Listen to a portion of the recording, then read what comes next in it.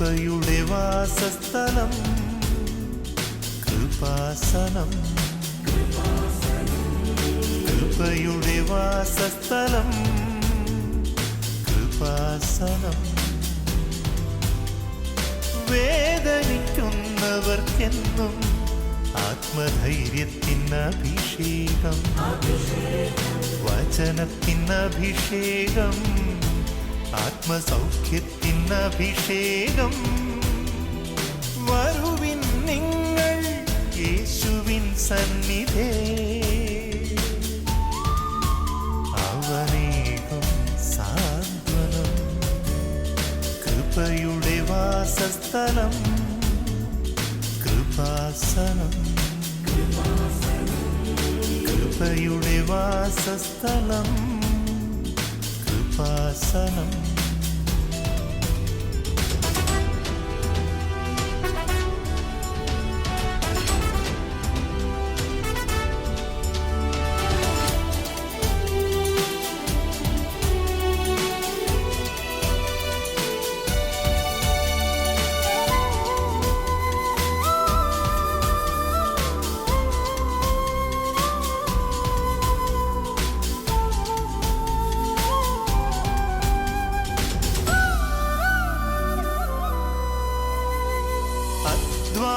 ഭാരത്താലേ തളരുന്ന സോദരേ, സഹനത്തിരമാലയിൽ പതറാതെ മുന്നേറിടാ.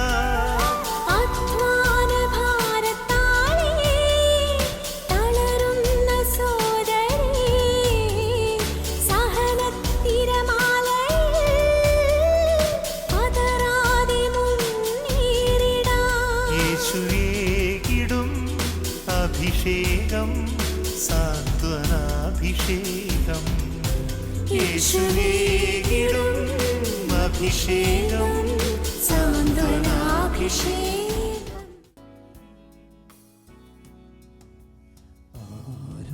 ആരാധനയുടെ സമയമിതാ, സ്വർഗീയ വൃന്ദം അണിനിരന്നു. തിരുവോസ്തിരൂപനാം യേശുനാഥൻ മഹിമപ്രതാപനായി എഴുന്നള്ളുന്നു.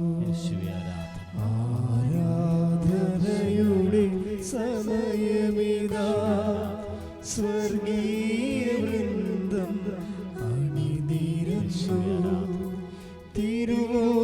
തിരുവോസ്തിരൂപനാം യേശുനാഥൻ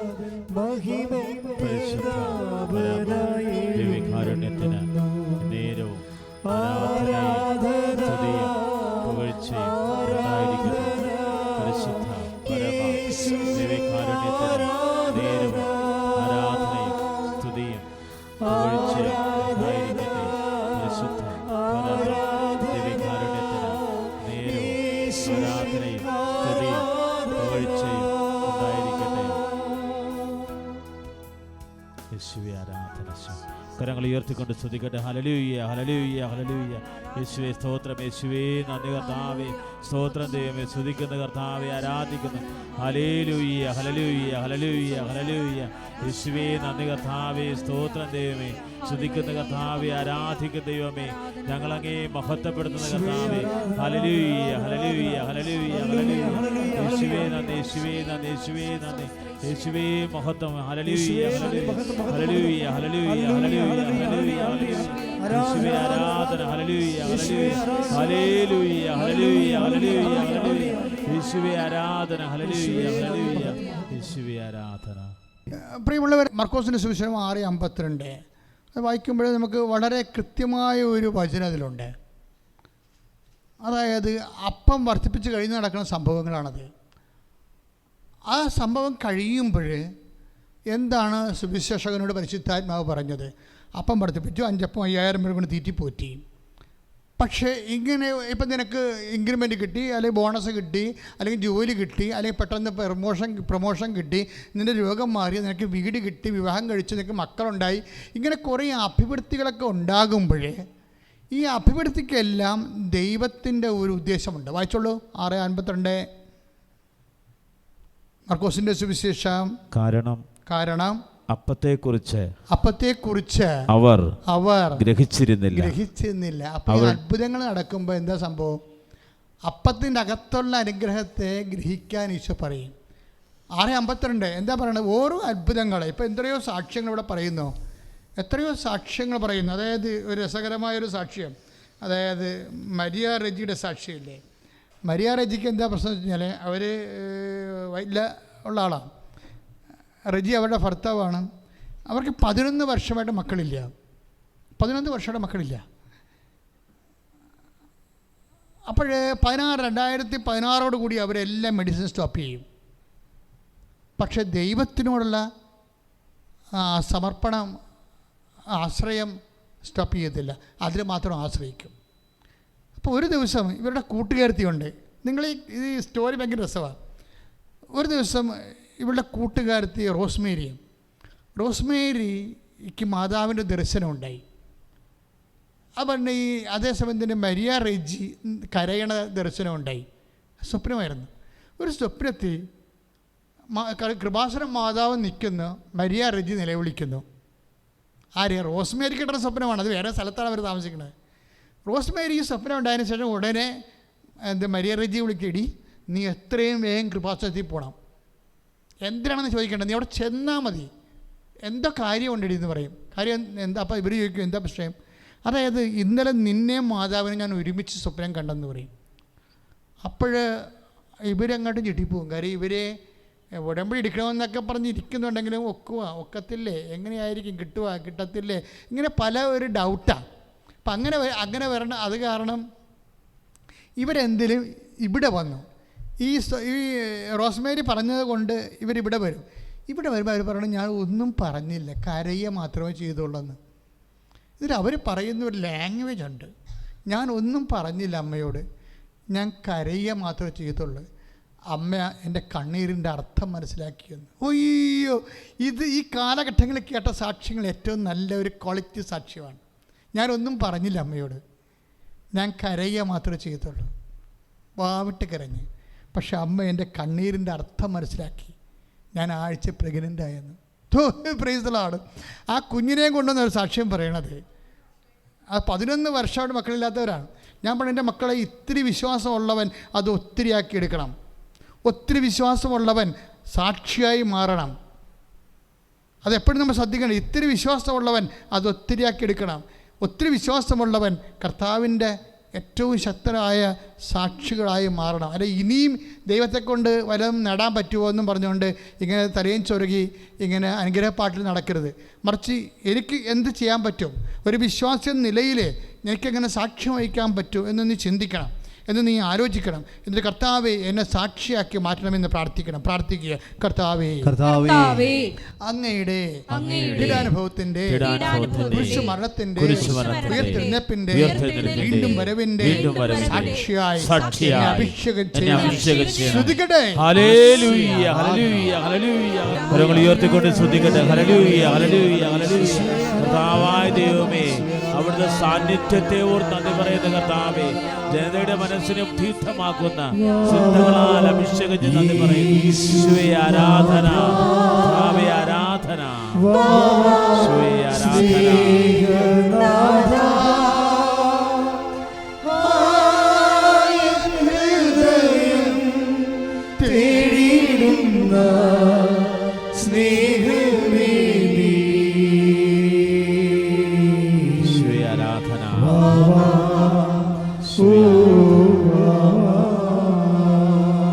പരിശുദ്ധ പരമ ദിവ്യകാരുണ്യത്തിന് നമ്മുടെ സബ്ജക്റ്റിലൂടെ നമ്മൾ വരികയാണ്. നമ്മുടെ സബ്ജക്റ്റ് എന്ന് വെച്ച് കഴിഞ്ഞാൽ, അതായത് ക്രിയേറ്റഡ് സൈലൻസ്, അതായത് നിർമ്മിത നിശബ്ദത. നിർമ്മിത നിശബ്ദത, ക്രിയേറ്റഡ് സൈലൻസ് ഓഫ് സ്പിരിച്വാലിറ്റി അല്ലെങ്കിൽ ഓഫ് ഡിവിനിറ്റി. ദൈവത്തിൻ്റെ നിർമ്മിത നിശബ്ദത. അതെന്താ വെച്ചാൽ, ചില സമയത്ത് നമ്മൾ എത്ര പ്രാർത്ഥിച്ചാലും, നമ്മളെത്ര വിശുദ്ധരാണെങ്കിലും, നമ്മളെത്ര ദൈവത്തിന് വേണ്ടി ജീവിക്കുന്നതാണേലും ദൈവത്തെ ഫീൽ ചെയ്യാത്ത ഒരവസ്ഥ. ദൈവത്തിൻ്റെ presence, we will not feel the presence. ദൈവം നമ്മൾ കൈവിട്ട പോലെ നമുക്ക് തോന്നും. ഇത് സ്വാഭാവികമായ ഒരു സാധാരണ ഒരു ഇവോൾവിങ് എന്നുണ്ടാകാം, ജീവിതത്തിലുണ്ടാകുന്ന സാഹചര്യത്തിൽ നിന്ന് ഇങ്ങനെ രൂപപ്പെട്ട് വരാം. പക്ഷേ ക്രിയേറ്റഡ് സൈലൻസ് എന്ന് പറഞ്ഞാൽ, നിർമ്മിത നിശബ്ദത എന്ന് പറയുന്നത് ദൈവം തന്നെ നമ്മുടെ ജീവിതത്തിലെ, അതായത് ഞാൻ മുമ്പ് പറഞ്ഞില്ലേ, ഓരോരുത്തരും ഓരോ മതത്തിൽ ജനിച്ചത് കൊണ്ടാണ് ആ മതം ആചരിച്ച് പോകുന്നത്. അപ്പോൾ അവരെ വിശ്വാസിയെന്ന് നമുക്ക് പറയാൻ പറ്റത്തില്ല, എന്നെയും പറയാൻ പറ്റത്തില്ല. നീ ക്രിസ്തീയ കുടുംബത്തിൽ ജനിച്ചു, നിനക്ക് തോമസിൻ്റെയും മറിയാമ്മയുടെയും മകനായിട്ട് നീ ജനിച്ചത് കൊണ്ട് നിനക്ക് ഒരു ക്രിസ്തീയ പേര് വിട്ടു. അപ്പോൾ ആ പേര് നീ ചുമന്നുകൊണ്ട് ഇങ്ങനെ ജീവിച്ചു പോകുന്നു. ഇല്ലേ കിട്ടി അങ്ങനെയൊക്കെ ഉള്ള ഒരു അഴകൊഴുമ്പം വിശ്വാസിയായിട്ട് പല ആൾക്കാരെയും കാണുമ്പോൾ കഞ്ചാവ് പിടിച്ച വിശ്വാസികളെ കണ്ടിട്ടില്ലേ? വിശ്വാസികളാണ്, പക്ഷേ കഞ്ചാവ് പിടിച്ച പോലെ ഇരിക്കും. എന്താണ്? നിലത്തുറക്കത്തില്ല. അതാണ് പ്രശ്നം. പിന്നെ അവർ കൈ ഇവിടം വരെ നീട്ടി, ഇഞ്ചക്ഷൻ എടുക്കുന്ന ആൾക്കാർ കണ്ടിട്ടില്ലേ? അവർ കൈ നീട്ടി ഇവിടെ നിൽക്കും. അതാണ് ഇഞ്ചക്ഷൻ എടുക്കുന്ന സ്ഥലം കാണാമല്ല. അത് വെച്ച് കഴിഞ്ഞാൽ ചില ആൾക്കാർ കാണിപ്പിക്കാതിരിക്കും. ഇഞ്ചക്ഷൻ എടുക്കണവർ കണ്ടിട്ടില്ലേ? അവരെന്ത് ചെയ്യും? കൈ നീട്ടി അങ്ങനെ ഇട്ടേക്കും. എന്നിട്ട് അവർ ബ്രദർമാരെപ്പോലും നടക്കും. കണ്ട വിശുദ്ധന്മാരും തോന്നുകയും ചെയ്യും. ഒറ്റ കൊണ്ടും വെള്ളം കൊണ്ടും ഒക്കെ കൊടുത്ത്. കാര്യം എന്താ? കഞ്ചാവ് ഈ സിറിഞ്ച് എടുക്കുന്ന പാർട്ടിയാണ്. പക്ഷേ ഇതുപോലെ ചില ആൾക്കാർ ഇഞ്ചക്ഷൻ എടുക്കുന്ന കൈകളെ മറക്കണ പോലെ വിശ്വാസത്തെ മറച്ച് പിടിക്കും. ഇപ്പം കുഞ്ഞുങ്ങളൊക്കെ ജ്ഞാനസ്നാനപ്പെടുത്താൻ ചെല്ലുമ്പോൾ ഈ വിശ്വാസം പുറകെ പിടിക്കണം കണ്ടിട്ടില്ലേ?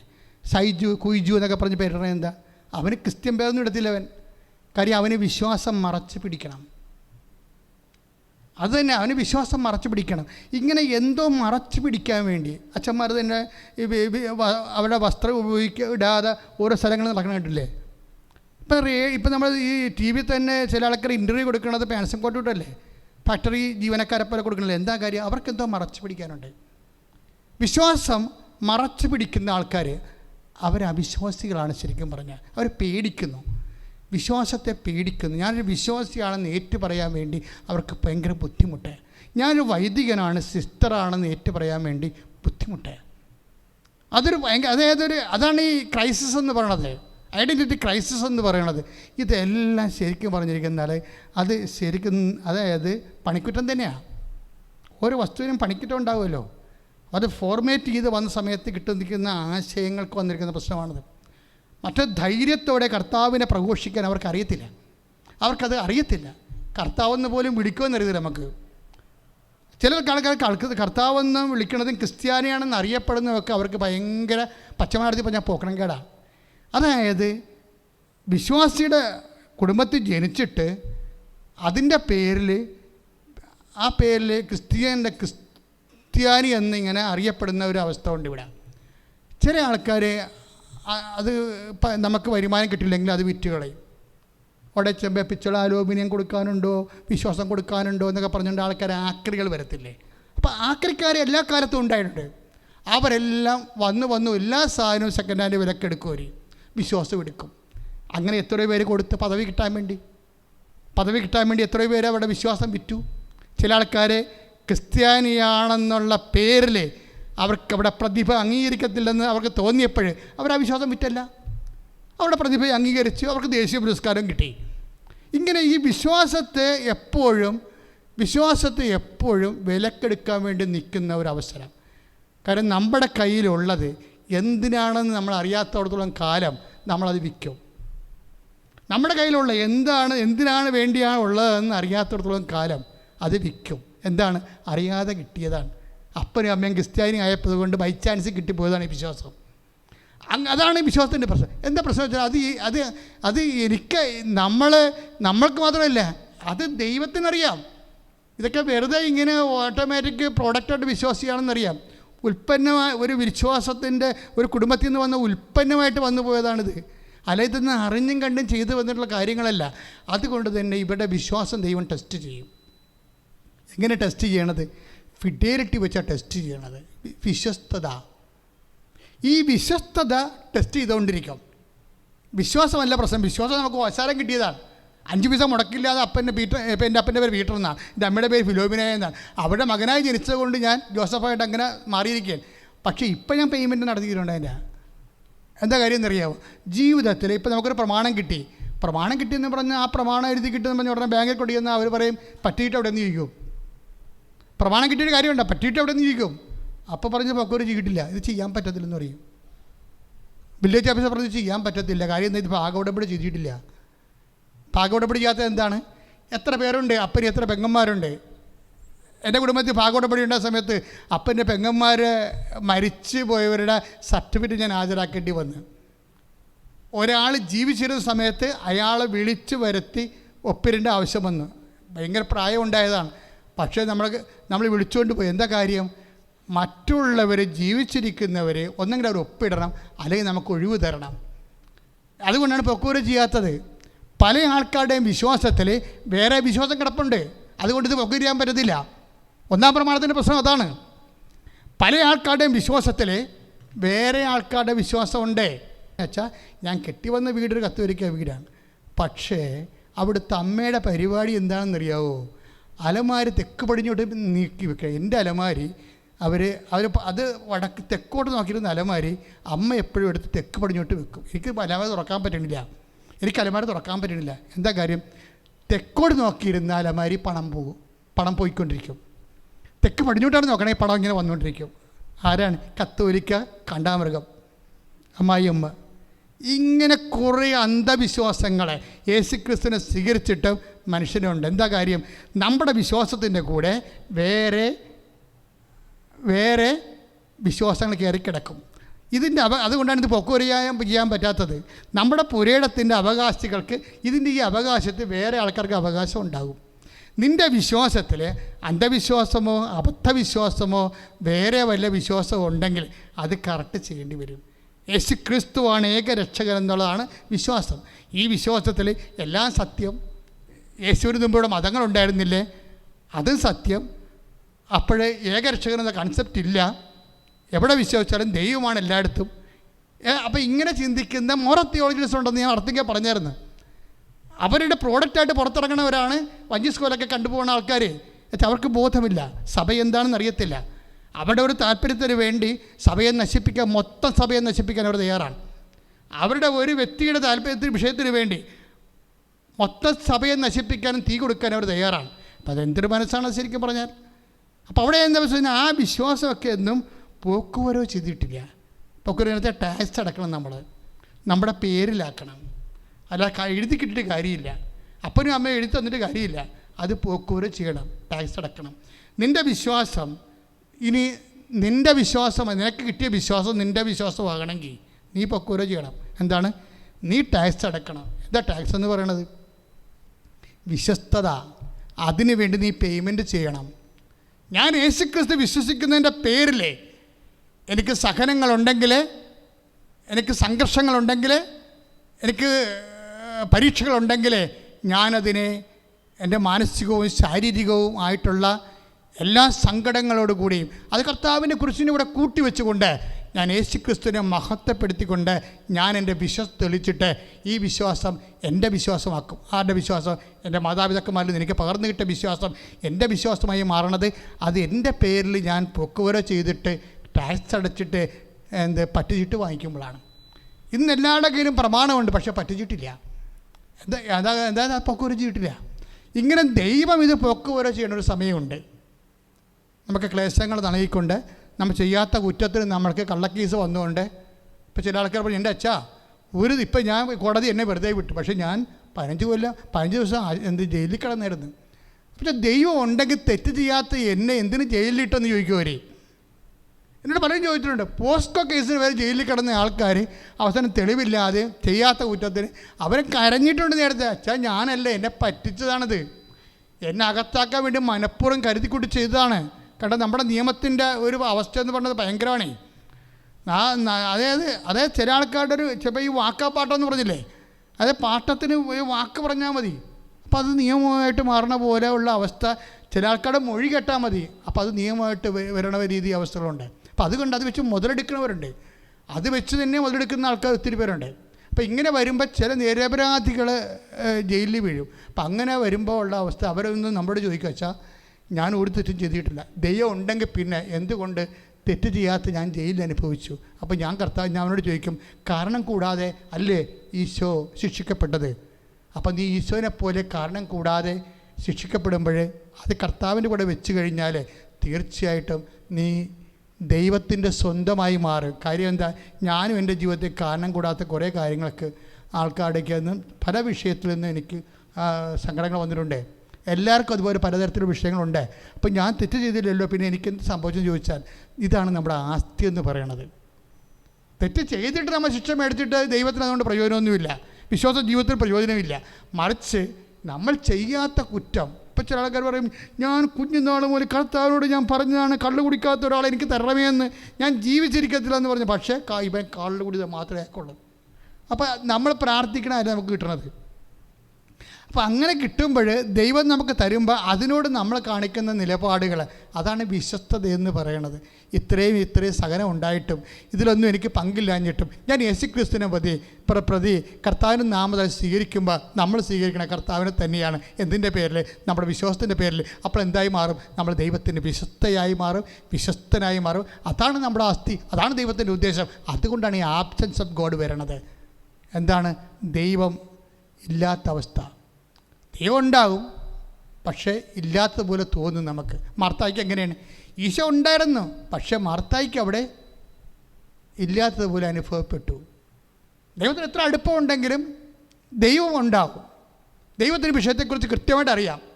അതുകൊണ്ടാണ് മാർക്കോ യോഹന്നാൻ 11:15 പറയണത്. എന്താണ്? ഞാൻ അവിടെ ഇല്ലാഞ്ഞതിന് നിങ്ങളെക്കുറിച്ച് ഞാൻ ദൈവത്തിന് നന്ദി പറയണം. അപ്പോൾ എൻ്റെ അർത്ഥം ഈശോയ്ക്ക് ലാസർ രോഗിയായതും, എന്നിട്ട് ഈശോ പറയുന്നുണ്ട് ഈ രോഗം മരണ കാരണമല്ല, മറിച്ച് പിതാവായ ദൈവം മഹത്വപ്പെടാൻ വേണ്ടി ഉള്ളതാണെന്നൊക്കെ ഈശോ പറയുന്നുണ്ട്. ഈ രോഗം മരണകാരണമല്ല. ഇപ്പോൾ 11:6 യോഹന്നാൻ 11:6 11:4 വായിക്കുമ്പോൾ എന്താ പറയണത്? ഈ രോഗം മരണകാരണമല്ല. അപ്പോൾ പല വിഷയങ്ങൾ വന്നാലും നമ്മൾ നശിച്ചു പോകത്തില്ല. പക്ഷേ എന്തിനാണ്? ദൈവം മഹത്വപ്പെടാൻ വേണ്ടി. ചില സമയത്ത് ആബ്സെൻസ് ഓഫ് ഗോഡ് വരണതിൻ്റെ ഉദ്ദേശം എന്താണ്? ദൈവത്തിൻ്റെ അഭാവം, അസാന്നിധ്യം എന്നൊക്കെ ഫീൽ ചെയ്യണം. എന്തുകൊണ്ടാണ്? അത് മരണകാരണമല്ല, മറിച്ച് എന്താണ്? ഈ വിഷയം വെച്ച് ദൈവം മഹത്വപ്പെടും, പിതാവായ ദൈവം മഹത്വപ്പെടും.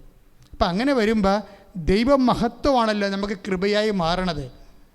ദൈവത്തെ മഹത്വം അതല്ലേ നമ്മൾ റോമൻ 4:20 അച്ഛൻ എപ്പോഴും പറയും, ദൈവത്തെ മഹത്വപ്പെടുത്തി വിശ്വാസത്തിൽ വളർന്ന എവിടെ എത്തും? വിശ്വസ്തതയിലാണ് എത്തുന്നത്. വിശ്വസ്തതയാണ് നമുക്ക് കൃപ പെട്ടെന്ന് നമുക്ക് ആർജിക്കാൻ പറ്റുന്ന ദൈവസംവിധാനം. ഫിഡേലിറ്റിയാണ് ഈ സംഭവം.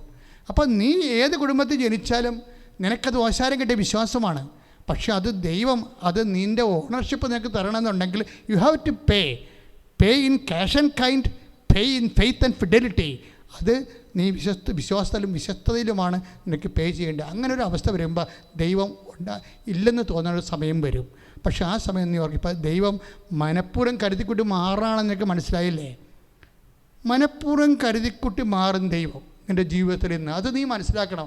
അത് പറയാൻ വേണ്ടിയാണ് ഞാൻ ഇത്രയും കഷ്ടപ്പെട്ട് ഇവിടം വരെ എത്തിയത്. ഈ പറഞ്ഞു മനഃപൂർവ്വം നിൻ്റെ ജീവിതം നിൻ്റെ കുടുംബത്തിൽ ദൈവം മാറും. നിനക്ക് അതായത് ഇപ്പം എന്താ പറയണത്? കർത്താവ് 21:5 ചോദിക്കത്തില്ലേ? യോഹന്നാൻ്റെ സുവിശേഷം 21:5 എന്താ ചോദിക്കണത്? കുഞ്ഞുങ്ങളെ, നിങ്ങളുടെ അടുക്കൽ മീൻ വല്ലതും ഉണ്ടോ? അതാണ് ഒരു ചോദ്യം. നിങ്ങളുടെ അടുക്കൽ മീൻ വല്ലതും ഉണ്ടോ എന്ന്.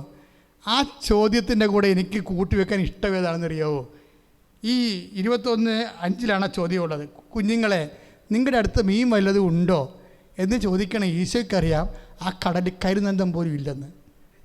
അത് ഈശോയാണ്. അതറിയണമെങ്കിൽ നിങ്ങൾ മത്തായി 17:27 വായിച്ചാൽ മതി. മത്തായി 17:27 വായിച്ചേ. ശ്രുതികട ഹല്ലേലൂയ. എങ്കിലും അവർക്ക് ഇടർച്ച ഉണ്ടാകാതിരിക്കാൻ നീ കടലിൽ പോയി ചൂണ്ടയിടുക. ആദ്യം ലഭിക്കുന്ന മത്സ്യത്തിന്റെ വായ് തുറക്കുമ്പോൾ ഒരു നാണയം കണ്ടെത്തും. അതെടുത്ത് എനിക്കും നിനക്കും വേണ്ടി അവർക്ക് കൊടുക്കുക. Praise the Lord. എന്താണ് സംഭവിച്ചിരിക്കുന്നത്? കടലിൽ ഒരു മീൻ ഓടി പോകുന്നുണ്ട്. ആ മീനിന്റെ വായിൽ നാണയം ഇരിപ്പുണ്ട്. പോരെ. അപ്പം കടലിൽ മീനുണ്ടാകുന്ന മാത്രമല്ല, ആ മീനിൻ്റെ വായിൽ എന്തുണ്ടെന്ന് വരെ കർത്താവിനറിയാം. ആ ആളാണ് വന്ന് ഭംഗിവാക്ക് ചോദിക്കണത്, മക്കളെ മീൻ വല്ലതും ഉണ്ടോ എന്ന്. അവിടെ കരുനന്ദൻ ഇല്ലെന്നുള്ള കർത്താവിനറിയാം. അറിഞ്ഞുകൊണ്ടാണ് നമ്മൾ ചോദിക്കുന്നത്. അപ്പോൾ അവർ ഇല്ലെന്ന് പറയും. ഇല്ലെന്ന് പറയുമ്പോഴാണ് ഉടമ്പടി വരുന്നത്. നമ്മുടെ കയ്യിൽ എല്ലാം ഇല്ലായ്മ ഉടമ്പടി വരുന്നത്. അവർക്ക് വീഞ്ഞില്ല എന്ന് പറയുമ്പോൾ അവൻ പറയണ പോലെ ചെയ്യാൻ, മീനില്ല എന്ന് പറയുമ്പോൾ കർത്താവ് പറഞ്ഞതുപോലെ അവർ ചെയ്യും. വള്ളത്തിന് വലതുവശത്ത് അവർ വലയിറക്കും. അപ്പോൾ ദൈവം പറഞ്ഞതുപോലെ ജീവിക്കാൻ പല സമയത്തും നമുക്ക് ഇല്ലായ്മകളെ ഫേസ് ചെയ്യേണ്ടി വരും. You got the point. സ്തുതിക്കട്ടെ, സ്തുതിക്കട്ടെ, സ്തുതിക്കട്ടെ. Hallelujah, hallelujah, hallelujah, hallelujah. അങ്ങ് പറയുന്നത് പോലെ ചെയ്തുകൊണ്ട് ഞങ്ങളെയും സാക്ഷികളാക്കി മാറ്റണമേ. Hallelujah, hallelujah, hallelujah, hallelujah. മഹത്വം, ആരാധന, ഹല്ലേലൂയ, ഹല്ലേലൂയ. പ്രിയമുള്ളവരെ, നമ്മൾ രോഗസൗഖ്യ പ്രാർത്ഥനയിലേക്ക് പ്രവേശിക്കുകയാണ്. ഓൺലൈനിലുള്ളവരെല്ലാവരും എഴുന്നേൽക്കുക. കർത്താവിൻ്റെ തിരുസന്നിധിയിലെ ഈശോ ജീവിതത്തിൻ്റെ വ്യത്യസ്തങ്ങളായ പാഠങ്ങളെ നമുക്ക് നൽകി. ഉടമ്പടി എടുത്ത എല്ലാ മക്കളും ഈ ധ്യാനം ലൈവായി എപ്പോഴെല്ലാം എവിടെയെല്ലാം കൂടുന്നോ അവരെല്ലാം അനുഭവിക്കുന്ന ജീവിത പ്രശ്നങ്ങൾ അതുപോലെ തന്നെ അതിന്മേലെല്ലാം ദൈവം നടപടി സ്വീകരിക്കാൻ പോകുന്ന സമയമാണിത്. ഈശോ പല വിഷയങ്ങൾ കർത്താവ്, ഭൗതിക സാഹചര്യങ്ങൾ, വീടില്ലാത്തവരെ, വെളിച്ചമില്ലാത്ത കർത്താവ്, വഴിവിളക്കുകളില്ല കർത്താവ്, വെളിച്ചമില്ലാത്ത കർത്താവ്, കറണ്ട് ലഭിക്കാത്തൊരു കർത്താവ്, വെള്ളം ലഭിക്കാത്തൊരു കർത്താവ്, ജോലി ലഭിക്കാത്തൊരു കർത്താവ്, ജോലിക്ക് പോകാൻ വേണ്ടി കർത്താവ്, വാഹനമില്ലാത്തൊരു കർത്താവ്, അങ്ങനെ വിശുദ്ധമാ മരത്തുകാരെ മകളനുസരിച്ച് മുടിക്കൊഴിയുന്നവർ കർത്താവ്, ശ്വാസകോശ രോഗികൾ, കരൾ രോഗികൾ, കിഡ്നി രോഗികൾ കർത്താവ്, യേശുവിനെ വിശുദ്ധമായ രക്തത്തെ സ്പർശിക്കട്ടെ കർത്താവ്, അപസ്മാര രോഗികൾ കർത്താവ്, യേശു കർത്താവ്, അങ്ങനെ രക്തത്തെ സ്പർശിക്കുന്നത് പ്രാർത്ഥിക്കുന്നു. കർത്താവിൻ്റെ വിശുദ്ധമായ രക്തത്തെ കർത്താവ് സ്പർശിക്കുന്ന കർത്താവ്, ഡൗൺ സിൻഡ്രോം ഉള്ളവർ കർത്താവ്, എപ്പിലെപ്സി രോഗികൾ കർത്താവ് അങ്ങനെ സ്പർശിക്കണമേ.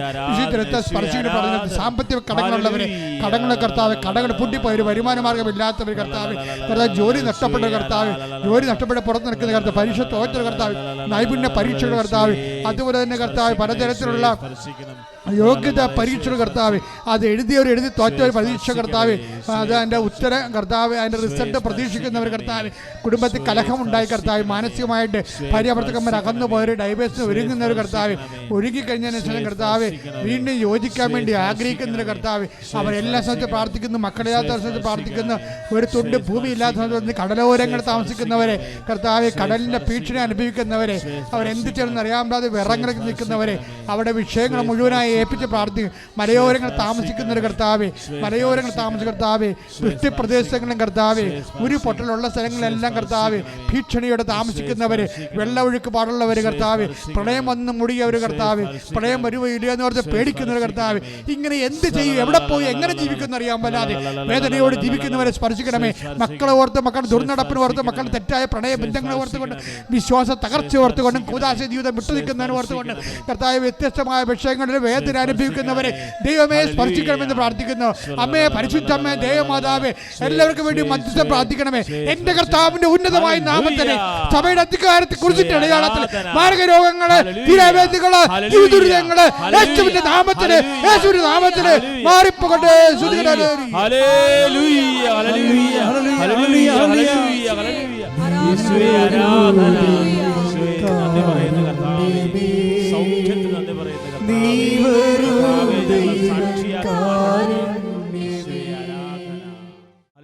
കരങ്ങൾ ഉയർത്തിക്കൊണ്ട് ശക്തമായി സ്തുതിക്കട്ടെ. ഹല്ലേലൂയ. കർത്താവായ ഈശോ ഇതാ നിങ്ങൾ ഓരോരുത്തരെയും ആശീർവദിക്കുന്നു. ഉടമ്പടി എടുത്ത് പ്രാർത്ഥിക്കുന്ന മക്കള്, ഓൺലൈൻ ഉടമ്പടി എടുത്ത് പ്രാർത്ഥിക്കുന്നവര്, ലൈറ്റ് ക്യാൻഡിൽ പ്രയർ റിക്വസ്റ്റ് എടുത്ത് പ്രാർത്ഥിക്കുന്നവര്, ഈ ശുശ്രൂഷ ടെലിവിഷൻ ചാനലിലൂടെയും കൃപാസനം യൂട്യൂബ് ചാനലിലൂടെയും കണ്ട് പ്രാർത്ഥിക്കുന്നവര്, നിയോഗാർത്ഥം ഷെയർ ചെയ്ത് പ്രാർത്ഥിക്കുന്നവര് കർത്താവ് ആശീർവദിക്കുകയാണ്. ഉടമ്പടി 1, 2, 3, 4 തവണകൾ പുതുക്കി നിയോഗങ്ങൾ സമർപ്പിച്ചവരെ ഈശോ ആശീർവദിക്കുകയാണ്. കരങ്ങൾ ഉയർത്തി ശക്തമായി സ്തുതിക്കട്ടെ. കൃപാസനത്തെ പ്രത്യക്ഷയായ പരിശുദ്ധമ്മയുടെ പ്രത്യക്ഷീകരണം തിരുസഭ ഏറ്റെടുക്കുന്നതിന് വേണ്ടി തിരുസഭയെ സമർപ്പിച്ചുകൊണ്ട് പ്രാർത്ഥിക്കുന്നു. കൃപാസനത്തിന് ധ്യാനഗുരു ഡോക്ടർ ഫാദർ വി.പി. ജോസഫ് വലിയവരെ സമർപ്പിച്ച് പ്രാർത്ഥിക്കുന്നു. കൃപാസന ശുശ്രൂഷകളെ പ്രാർത്ഥിക്കുന്നു. Hallelujah, hallelujah. അനേക ആയിരങ്ങള് ബഹുമാനോട് ജോസഫിന്റെ കയ്യൊപ്പ് ശുശ്രൂഷ രോഗികളെ സമർപ്പിക്കുന്നു. Hallelujah, hallelujah, hallelujah. യേശുവേ ആരാധന, യേശുവേ ആരാധന, യേശുവേ ആരാധന, യേശുവേ ആരാധന, യേശുവേ ആരാധന.